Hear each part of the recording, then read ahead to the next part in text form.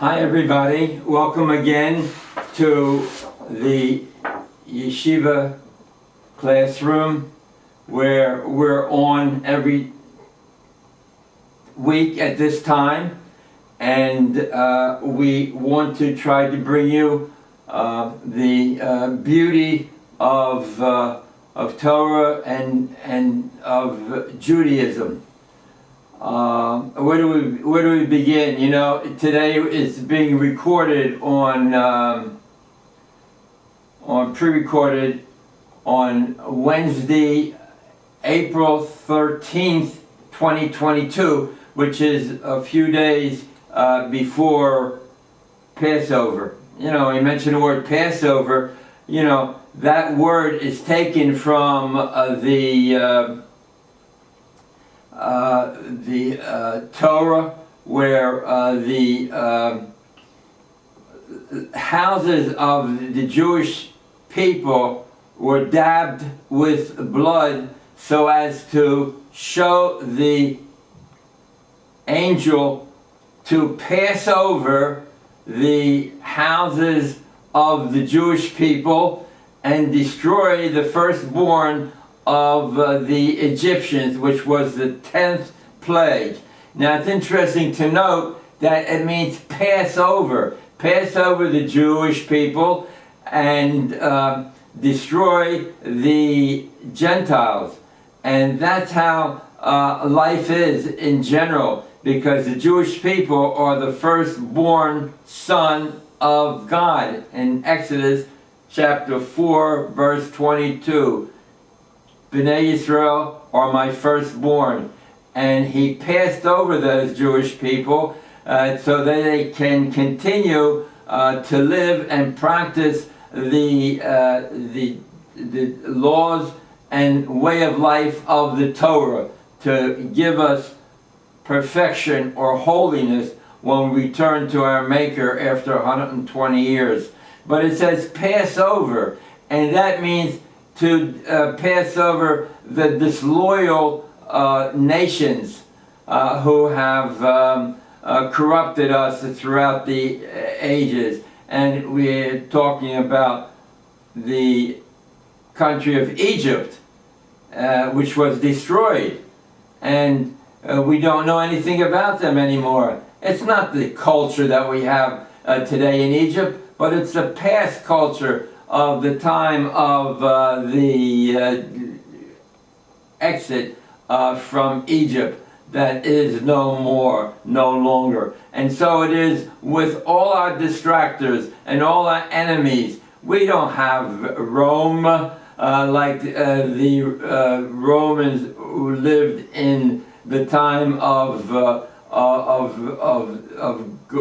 destruction of the temple. We don't have Persia. We don't have Assyria. We don't have these countries anymore. They are destroyed. And those nations are destroyed together with this disloyal fifth columnists of the Jewish people today. They are destroyed too. They pass over. And that's why it's so important to understand the Torah. And you know, where can we start off in the Torah? Gee, there's so many places to begin with. You know, the Ten Commandments that the Gentiles picked out to honor. And basically, they were given at Mount Sinai to the Jewish people. They were given to the Jewish people, the Ten Commandments, as was the entire Torah. Let me explain. You know, the first commandment of the Ten Commandments is, I am the Lord your God. I am the Lord your God. It's talking to the Jewish people who are assembled at the foot of the mountain at Mount Sinai. I am the Lord your God who took you out of the land of Egypt. What are those words? They're very significant.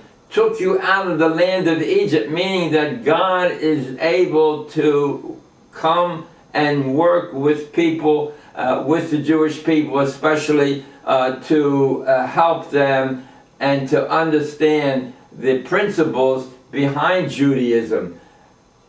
Who took you out of the land of Egypt. In other words, it was God together with his angels taking us out of the land of Egypt. And we see from there that man together with God works man's free will. How so?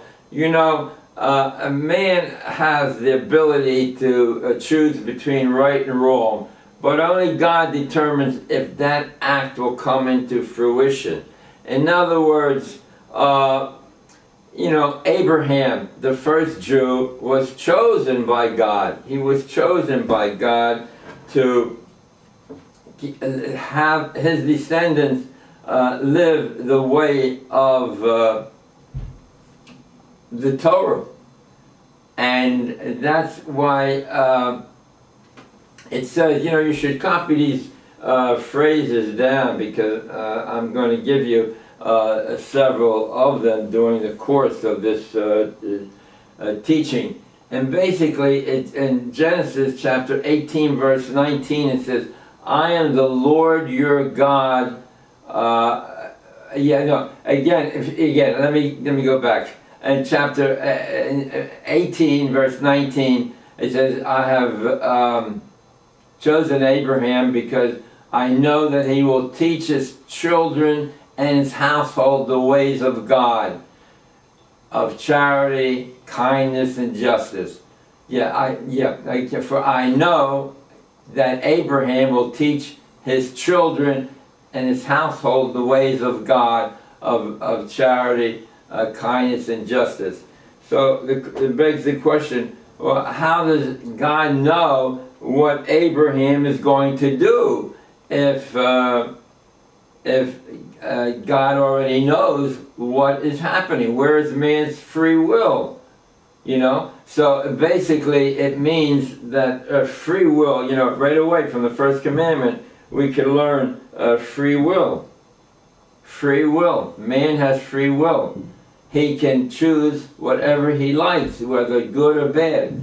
But the partner in that scenario is God, because God is the determinant factor of whether this thought that man has will come into fruition. So that's why we know from chapter 18, verse 19, how God knows what Abraham will do, because he is the determinant factor in man's free will, right? Man can think, but the actual act that takes place, the motion that is necessary for that act to come in fruition, is controlled by God. So that's a very important concept, and we learn these concepts are just hinted to us in the Bible, but the Talmud goes over and explains in detail what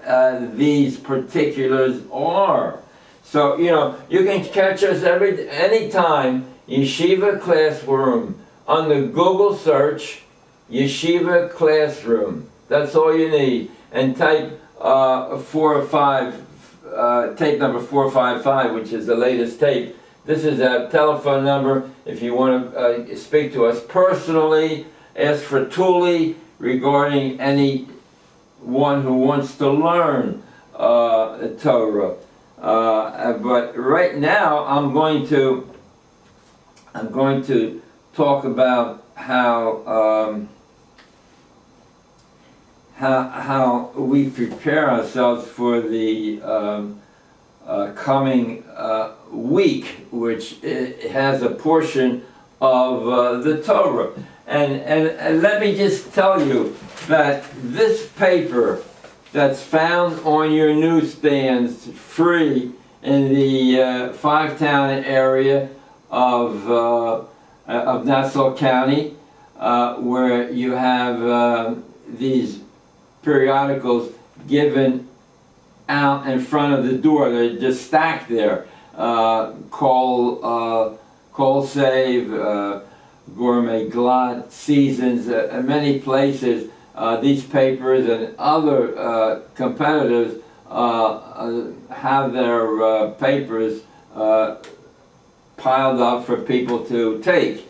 Now, what is so different about this paper that I pick up every week is that most of it is about Torah. Very few advertisements. Very few advertisements, and it has in it the 24 contributors of the paper, and they give thoughts on the portion that is being read that Shabbos. It comes out on Thursday. Look it up on. You pick it up and it's there for the whole week if there's still those left. But look at the contributors that are there. Rabbi Sachs, Rabbi Haber. I especially look at very interesting thoughts they give over there, and so they're very interesting. And I try to read the Sedra in English, right? And then I look at these commentators, and together I try to get a feel of the Torah portion, which is going to be read that coming Saturday. So this last week prior to today, Sedra, was dealt with the Mesorah. And it's so important to understand this Sedra, this portion, because many people just gloss over it because it seems that it's out of kink with today's society. But let me explain the importance of this portion, because Mesorah means the person that is afflicted with leprosy, and he is going to be cured of this physical ailment. But basically, it's a physical ailment. We don't know what it is. Some kind of a scab or a swelling of areas, discoloration, and it's because of several reasons that he has been afflicted. Of course, today it doesn't apply. Just like we're in such a low level that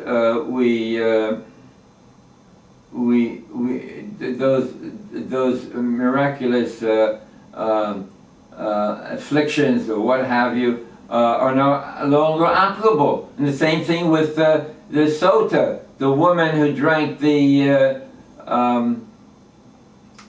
water that was filled with other ingredients, or the determining whether she was adulterous, or the paraduma, how the red cow is able to, the ashes of the paraduma is able to purify the subject of tumah, spiritual uncleanness.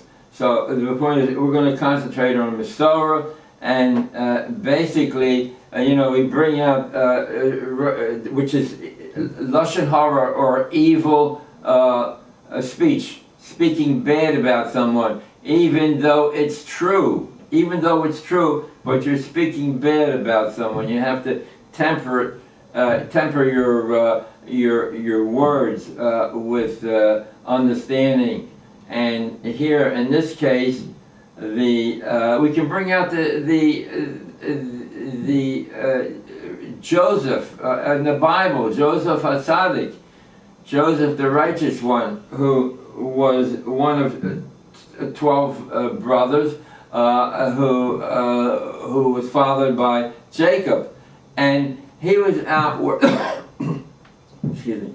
He was out working with his brothers in the field, and he saw that they did things that were not according to the precepts of the Torah. And he reported it to his father. And this is mentioned in the Torah, or maybe just going through the Torah, but it delves into detail in the Talmud. So what happened? The father spoke to the children about their neglect of Torah, and the brothers were upset at Joseph. They wanted to kill him, and they exiled him. And they exiled him into Egypt on account of words that were spoken not in the best sense and with the best tact. And this evil inclination or evil talk breaks the party, breaks the group. Joseph was exiled. And such a Rabbi Sachs brought down that they did a sociological study, and there was one study of these people in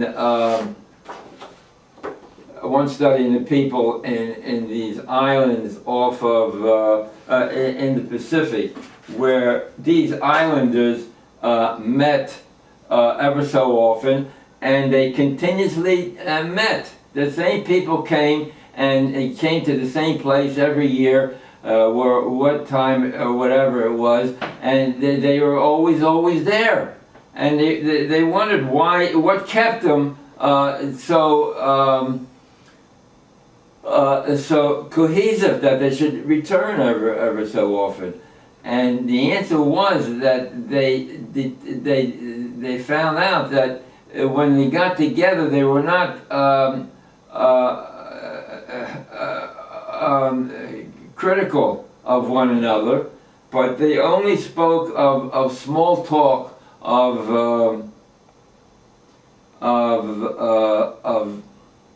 the weather, how's the fishing, what's doing with your family, how are the children, anybody sick, and it was like a gossiping type of pleasantries that it kept them together. And this Lashon Hara, speaking evil, is really found in the Torah under Leviticus 19:16 or Exodus chapter 19:16, where it said you should not be a gossip monger amongst your people. You should not be a gossip monger. And a subset of that is speaking evil of someone. Speaking evil of someone, even though it may be the truth. So what happened over here was Joseph was exiled. And there are many cases of where the Jewish people have suffered because their co-religionists, not educated, have turned these truths and turned them around and to the authorities that were there, and they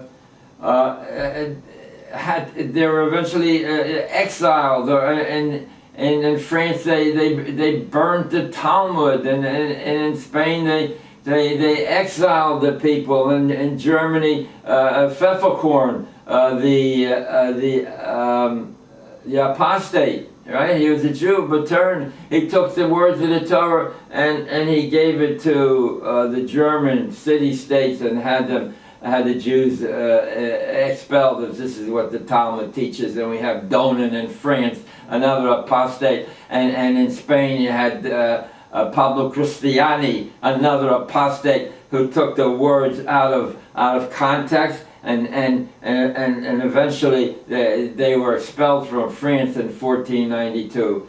So it's a very important Sedra. And once we gain our land and all the people are religious and observant, and Messiah and Mashiach, the real Mashiach, will come and bring the Jews back to the land, and then we'll put into play all the practices that the Torah teaches us, including the laws of the Masorah, the laws of Lashon Hara, the laws of speaking evil even though they're truth. And that's why we want to study them every year when that time comes around, so that we can understand how to put into practice those people who did transgressions of speaking falsely, and basically if we study the Sedra, we'll be understanding of how we treat such a patient, and basically the Torah says that he is brought together with the bird, which is captive and now let loose, and then he sees all of this and experiences these sights of the hyssop and the cedar tied together. But I'm not going to go into all the details of why the significance of everything is. That's the first stage, to see if he's getting better, if he's controlling himself on his speech. And the next stage is when he is completely shaved of all his hair. And then in third stage is that he brings 3 lambs, and there's a whole ceremony with the lambs, and then the one lamb, its blood is dabbed on the patient's ear, and another is dabbed on his right thumb, and another on his large toe, and on his foot. All meaningful, all seeing that this patient is becoming healthy again, and it will not speak evil in a demeaning term. Yeah. Okay. Look. So much for that. Where are we going to go from here? Look. Today we have in the Ukraine awful things that are happening, and we feel terrible of what happened to the Ukrainians, and as what is consistently happening with Russia attacking them, and in the 21st century. Could you believe that this could happen? That one man can rule? You know, they had a purge of these generals because they wanted to get rid of him, or possibly get rid of him. But can you imagine in the 21st century shooting bombs and at civilians, and doing the old practice of taking one group of people and bringing them to another area, like they're doing it in Ukraine? They're bringing them to the civilians that they didn't shoot. They bring them to another area, be re-indoctrinated. That's what they did in the 10 tribes in Israel.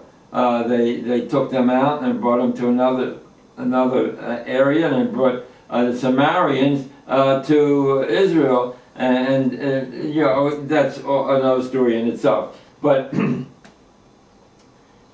here, you know, we pray every day about the going out of Egypt and the miraculous events that occurred, and also to pray that that God should take nekama or revenge on the Gentiles who have persecuted and harmed Jews. We don't ask for revenge or nekama. It's God that has the authority to make the revenge for us. But we do not, as Jewish people, ask or personally revenge for atrocities committed against the Jewish people. But bear in mind that, Hitler came across the scene, and why was the cause of the Hitlerites?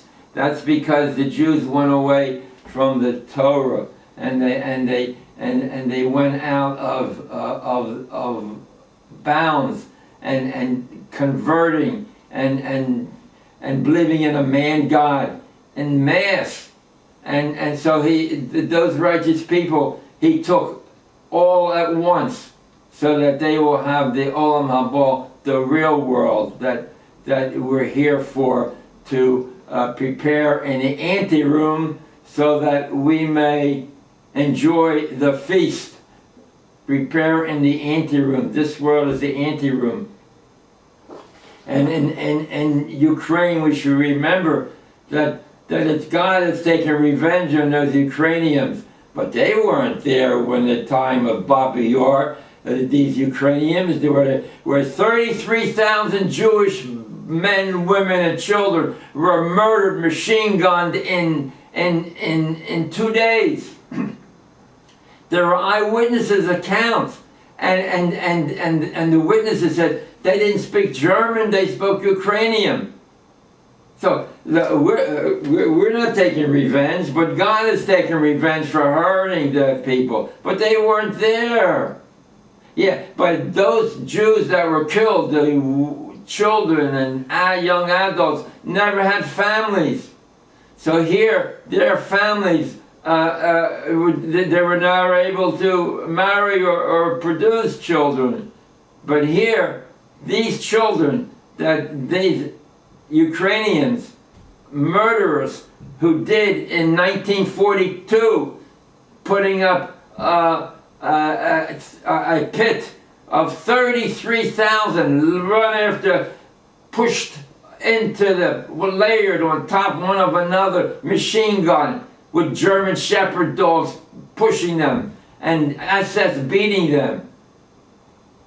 God remembers everything. God, look at the Psalm for Wednesday. God remembers. God is a God of justice and revenge.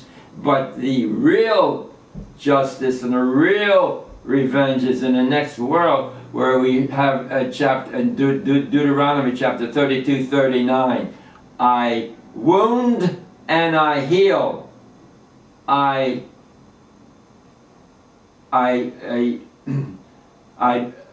cause death and I cause life, and no one can bring them, and no one can save them. Again, chapter 32-39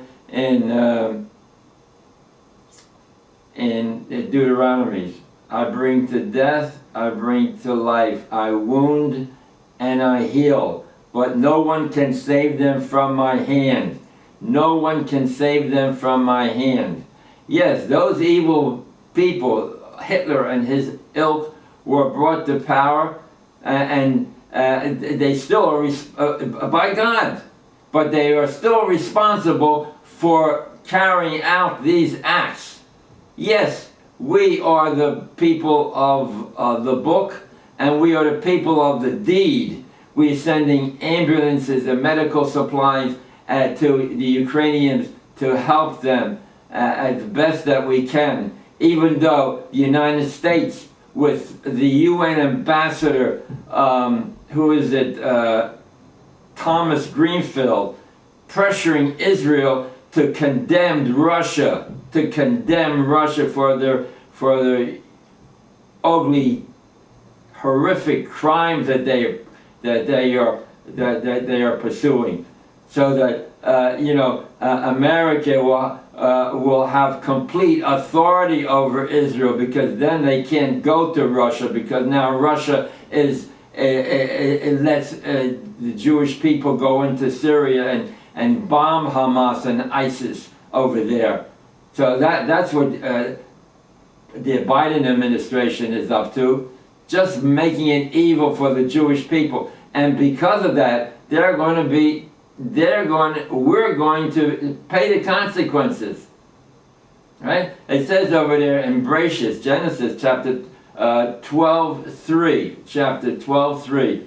Whoever curses the Jewish people will be cursed, and whoever blesses the Jewish people will be blessed. That's in Genesis 12:3, and the same sentence is used in Numbers chapter 24:9. Chapter 24:9, the same sentence. I will curse those who curse my people, and I will bless those who bless my people. Because God chose us as His special people. God chose us. But before I leave this subject, let me not be misquoted by saying that we are for humanitarian help in any which way we can, whether it's an earthquake or a typhoon throughout the world. The Jewish people will be there to help you and to bring peace and happiness to the world. Okay, they're talking about war crimes, right? Well, what about the war crimes that were committed by the Nazis? Did anybody go out and investigate? Did anybody bring these criminals to justice? 10 leaders were hung? That's not sufficient. What about the Einzelgruppe that went around killing Jews? And they have the names of the members of this Einsatzgruppe. 4, which was active in Ukraine, or 3, which was active in the Baltic states, Lithuania, Latvia, and Estonia, where they reported to Berlin that all the Jews are out. It's Juden free. What about those criminals? Well, they're dead, but that's all right. I want to know who they were. I want the names. I want the memorial plaques telling the people of their descendants what horrific crimes they did. What horrific crimes they did. And here, and here we have we have a picture of our friendly Germans here, the doctors. Yeah, they have records. Germans keep records. Here are the doctors over here that experimented on Jewish patients. They're your friendly doctor, the Germans, where they will get their punishment, definitely, in the next world. Here they're coming across, they come from Berlin to Auschwitz and all the concentration camps, and see how our patients are doing, where they slowly putting them to death under experimental, quote-unquote, conditions to help the Germans. Where are these people? Where are the names? Where are they brought to war crimes? What, is Jewish blood less red than the Ukrainians that are going to be that were killed and by the Russians? Are they not less liable for war crimes? Okay, so we're doing a lot of talking here, but I want to tell you that I and many of us have lost our families altogether because we heard and contact with them and before the war, but after the war, nothing. And even though we will see justice done, that's why, it says over there, suffering, Jews suffer. And some of the things about suffering is that when an anti-Semite, for no reason, attacks a Jew, like in Elizabeth, New Jersey, that just the past day they ran over a Jewish woman repeatedly, and yeah, so what was I going to say here? So anti-Semitism was rife, and we must address that issue and bring it to justice. So that is so much for the Sedra, and we bring up the question of why do the righteous suffer and the evil people are living a life of so-called the life of Riley with no problems whatsoever. And the Gemara goes into detail. Maybe there's a little bit of evil in this righteous person, or maybe there is a little bit of good in this evil person, and so therefore they're being rewarded now. But it's interesting to note in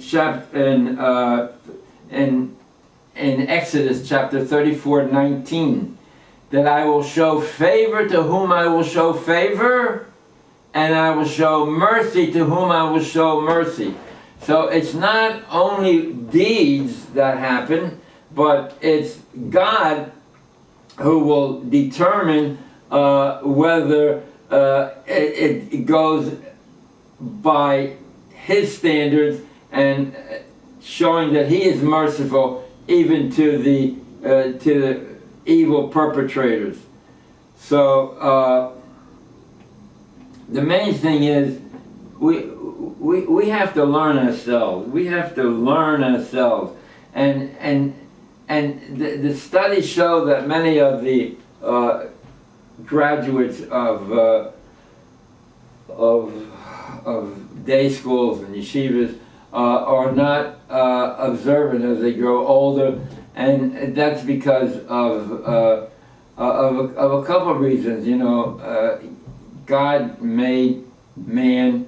The psychologists say that God put the nature in man, but once he's born, it's up to man to mature, hopefully in the right direction.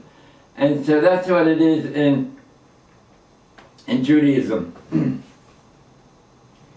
That some people have a soul that is so attuned to doing and following Judaism, and no matter where they are, even though they had no education, they will seek the truth. Just like water will find its way out, and so it is with a Jew. He can be who knows where, but he can work his way into the truth, into the yeshiva, and we see Judaism, authentic Judaism, followers of the Torah, and not fifth columnists who want to create havoc and create all kind of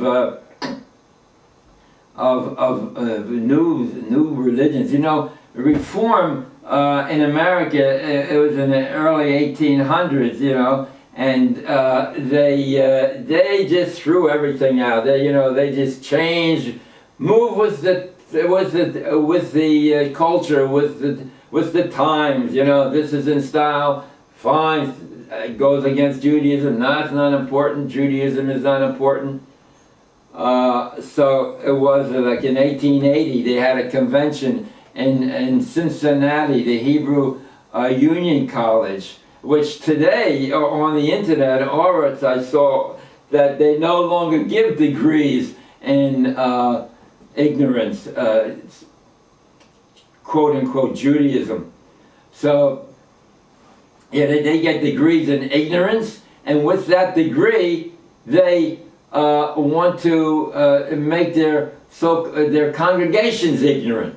Yeah, they get a degree in ignorance and make their congregation ignorant of Judaism and what they feel is quote unquote progressives. Yeah. So I got tangential and I lost my line of thought. Yeah. So anyway, so what happened? The Reform had a convention, a rabbinical quote unquote convention in Cincinnati, in 1880s. And what was on the menu?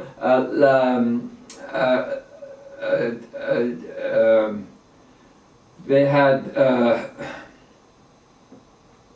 what they had, oysters, all non-kosher foods, and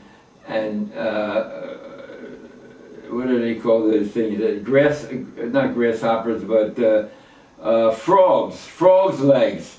That was the entree. Frogs legs and oysters, which are prohibited under Jewish law. But they said, this is America. We got to go with the times.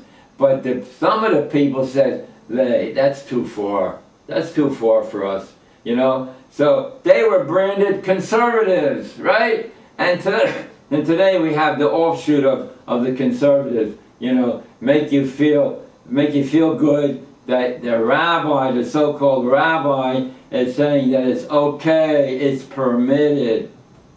So look, I'm giving a lot of criticism here, and well, I'm criticizing how do you have a Jewish school with interscholastic sports events.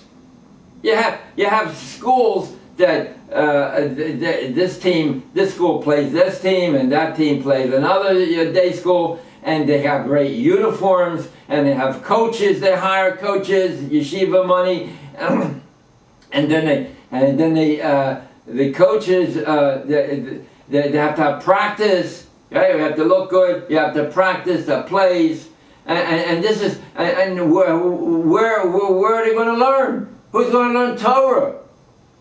That's the day school for you. And then they go into volleyball, and then the football they have interscholastic. And then they should be teaching self-defense courses. And the rabbi said, well, the boys don't want it. They don't want that. They want to have sports. You want to have sports. That's like you're telling a parent, it's this is what the children want. You have to give them what's good for them. And that means to understand the Torah.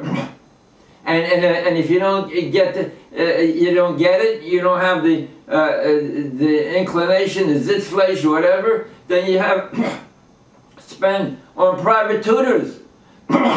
Spend private tutoring for these boys, but not to go play sports. And you say, well, where did I fail? You send your children to the school, and where they learn how to play sports. No wonder they're turned off. And it's not going to be easy.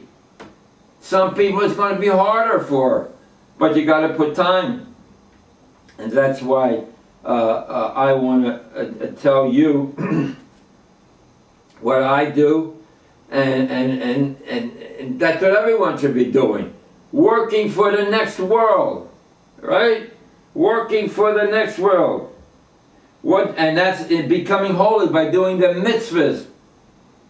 And what does the mitzvahs give? Gram, G-R-A-M. G-R-A-M stands for what the mitzvahs do for you. G stands for gratitude for everything God has given you, and especially when you say a blessing over food or something that you imbibe. Baruch atah Hashem Elokeinu melech haolam. You, Lord our God. Then you go back to the first word, Baruch, who is the source of all blessing and goodness, created everything with His word. Shahakol niyeh bidvaro, created everything with His word. You say, well, look, the Bible only goes back 5,000 years, 6,000 years. Look, we've got carbon dating. Carbon dating! They tell you the world, this is 10 million, this is 4 million, 2 million, geology. The baloney. They found in the Cave of Horrors, look it up on the internet. Cave of Horrors, Horrors, Horrors. Cave of Horrors, where they found 47 skeletons, and one of the skeletons had a bag of gold coins, and it had a, they were minted in the time of Bar Kokhba, beginning of the Common Era,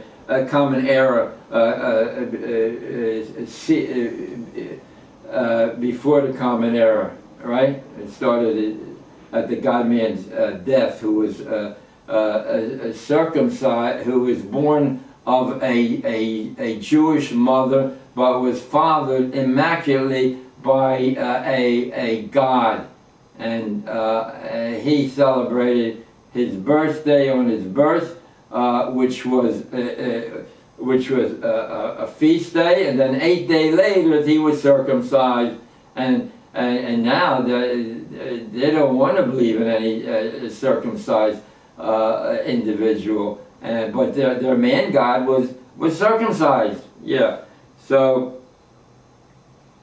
I'm digging a lot out here. I lost my train of thought when I go tangential. So yeah, the mitzvahs give a grammar, G-R-A-M. G is gratitude, R they refine us, A they set us apart from the goyim and their thoughts, and they G-R-A-M, and they are yeah, we got G-R-A-M, set us apart, and M. You have to look that up and get back to your this senior moment. So that's yeah. So the cave. Yeah. So the senior moment. The cave of horrors. So they found the skeleton with coins which were dated in the 70 Common Era. And then they came across a basket, carbon dated the basket because it was grass, right? And they came up with the 10,000 years, it was made 10,000 years ago. The basket that this skeleton was near had a carbon dating of 10,000 years in the Bronze Age. 10,000 years, but how could that be? The skeleton there's 70, only 70 these people died. So they took that off. You don't see that anymore where the basket was carbon dated. And that's the same thing with geology. They're telling you that, you know, they can't carbon date a rock. You know, they say this rock is 10,000 to 1 million years, this is 2 million years, whatever they want to put down arbitrarily. But they don't realize we don't realize how they came at that point, because geology is a farce. What they did is, if they found a rock, whether it's Jurassic or Cambrian, Precambrian, and they found simple-celled fossil in it, not that it was exclusive simple-celled fossils, but it had a lot of simple-celled fossils. So they said this rock is 2 million years old. Something with more fossils that are more complex, 500,000 years of age. Then that's how they arbitrarily determine the age of the rock according to the fossils that they found. It's a farce. We're here 5,782. That's how many years the earth was created. Bereshis bara Elokim es hashamayim v'es haaretz. Everything was created on the first day, and they were brought down on subsequent days. So I want to speak about. I jotted some notes down here. See, what should let's see, what should I talk about that? You know, and God was with the Jewish people for 40 years. and he asked the people to make for me a mishkan so that I may dwell amongst you. That's in Exodus 25:8. Make for me a mishkan so that I will dwell amongst you. And that was the portable temple that God had the people construct according to specifications. And the pillar of cloud stood in front of the Mishkan, and Moses went there, and the people could see the pillar of cloud conversing with Moses. That's in Exodus, or is it chapter 32? Right? Yeah. So here we have millions of people that witness this, and that's why we're still witnessing and declaring the truth of Judaism, the truth of Judaism, that we still have it, and we are we're happy to bring it to the other nations, right? So just look at Chabad. I'm not Chabad. I don't have that Hasidic feeling of a rabbi. But look, they're sending their people all over the place. I'm originally from Delaware. Oh, my Delaware, my beloved Delaware, for the sun is shining of... Yeah, I went to school in Delaware, right? Right, so what happened, till...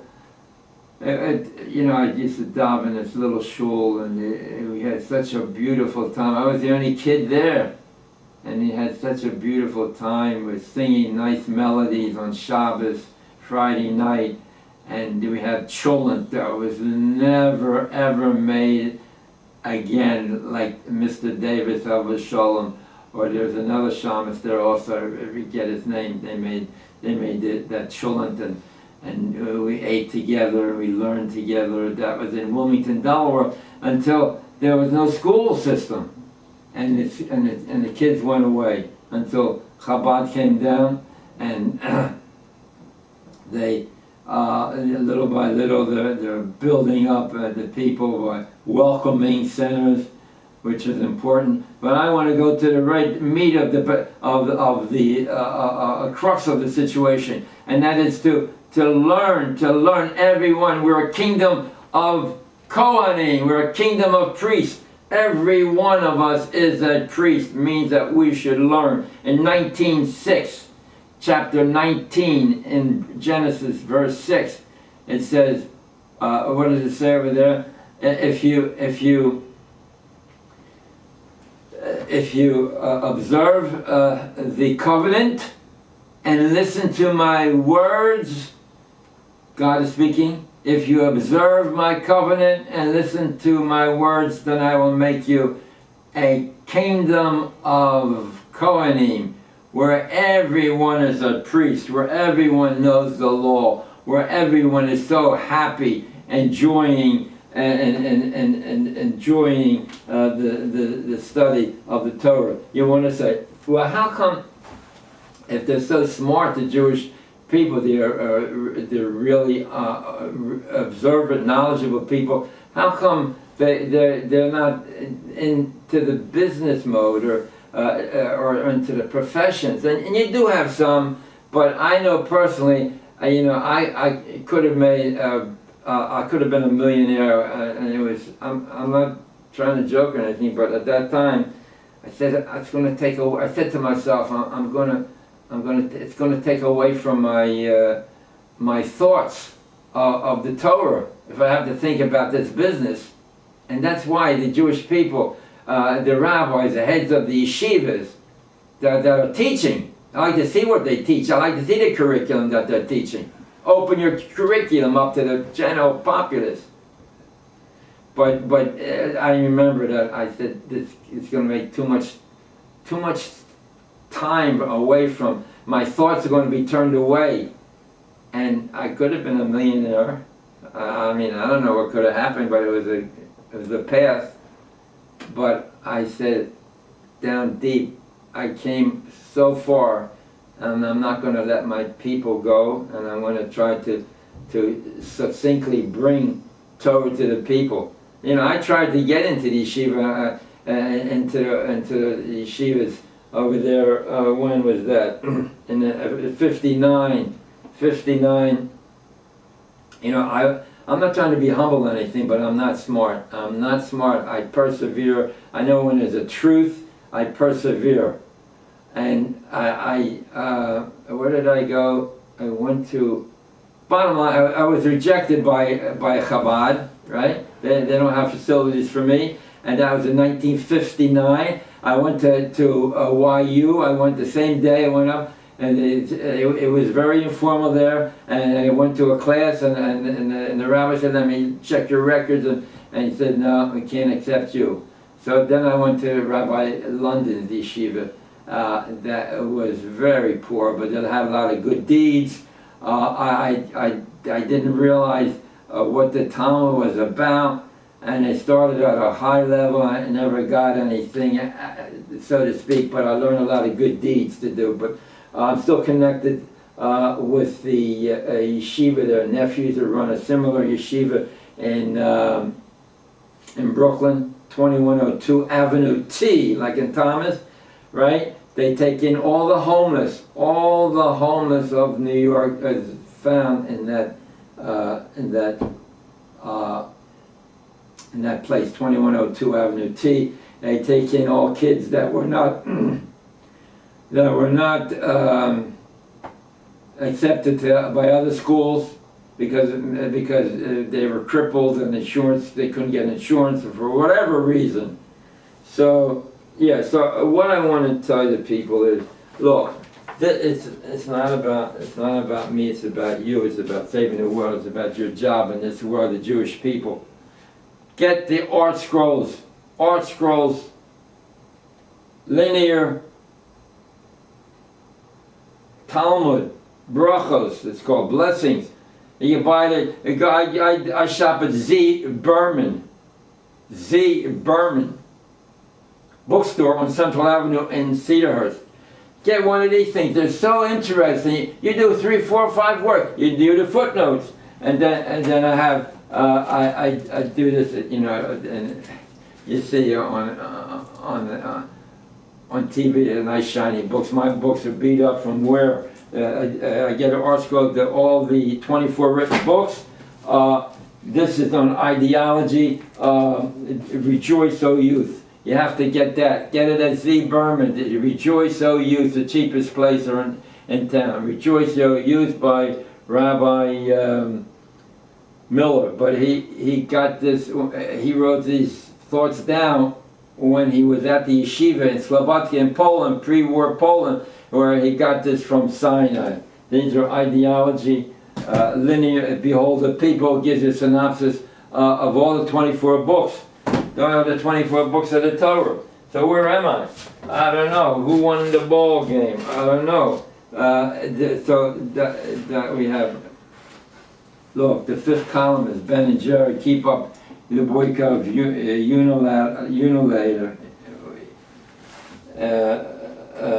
because they think they're doing good. You know, they don't know Torah. They let them think about Ben and Jerry. You know, in Vermont, the state of Vermont, the Americans drove out 4 Indian tribes. One of them was the Iroquois. They drove them out of Vermont, pushed them into Canada. That's Vermont. Ben and Jerry. Here, you're right, you live in the United States. Do justice. Don't come to Israel. We have boundaries. There's no 2-state. There's only 1 state. And that includes both sides of the Jordan River. Both sides of the Jordan River. Look at Numbers 33. Chapter 33:1. Is it 33 or 34? And Numbers, right? The book of Numbers, the 5 books of Moses. Book of Numbers. It delineates the boundaries of Israel. All the boundaries of Israel are delineated. They are all delineated. They're personally given. Forget what Biden appointing Blinken as Secretary of State. Because he's a Jew. He's a Secretary of State. He's a Jew. And so they'll do the dirty work for him. They're giving Biden, Obama, they gave $500 million to get back into UNESCO. Past dues that Trump kicked out because it's so anti-Semitic. And Biden is another rat who wants to do injustice to the Jewish people, who wants to go against God. He wants to go against God. And as a result, he is going to be ostracized by not only the world, where he's thought of as garbage. He's no leader. He's bringing America down. The sooner we get rid of him, the better off we are. This is the boundaries of Israel. We don't have the other side of the Jordan River. Show this to Biden. These are the pioneers. These are the ones that live on a border, who walk their baby carriages and machine guns in the other hand. They are the true pioneers. They are the true followers of Torah. And here we have the Exodus coming back in 1946, 7